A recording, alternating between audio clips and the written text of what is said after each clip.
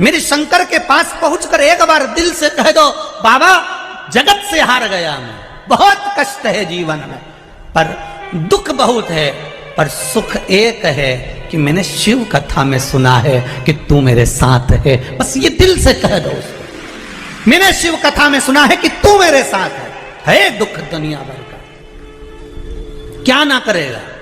एक पत्र में लिखा है किसी बहन ने, मैं अपने पति के साथ उज्जैन महाकाल का दर्शन करने गई थी।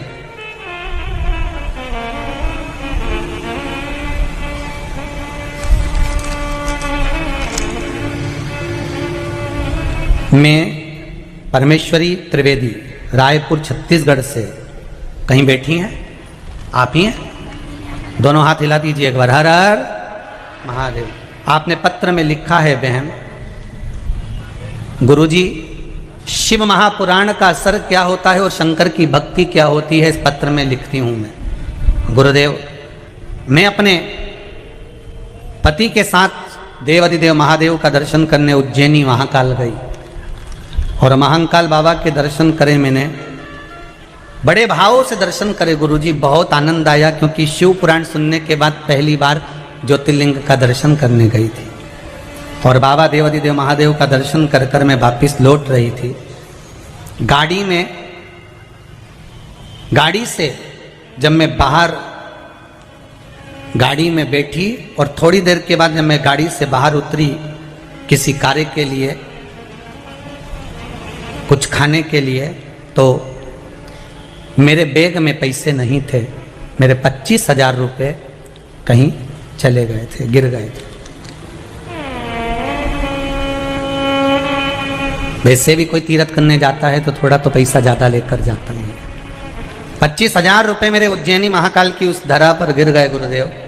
मेरे पति मुझसे कहते हैं, तूने शिव महापुराण की कथा में सुना है ना कि बाबा पर विश्वास रख, वो थोड़ा लेता है और बहुत ज्यादा देता है। तूने सुना है ना, एक बार तू ही कह रही थी मुझसे, इस पत्र में लिखा है कि तू मुझसे कह रही थी कि बाबा पर भरोसा रख और तेरे 25,000 गिरे हैं जिसने बाबा पर भरोसा करा, और तुझे अगर विश्वास है शिव पुराण पर तो 25 नहीं 50,000 बाबा देगा। और गुरुजी, हम चाय पीकर होटल से आगे बढ़े थे, एक लेडीज दौड़ कर आकर कहती है, ये 50,000 रुपये तुम्हारे हैं, ये लो। ये पत्र है जो बहन ने लिखा। बैठिए बहन जी, हर हर महादेव। ये 50,000 रुपये तुम्हारे हैं।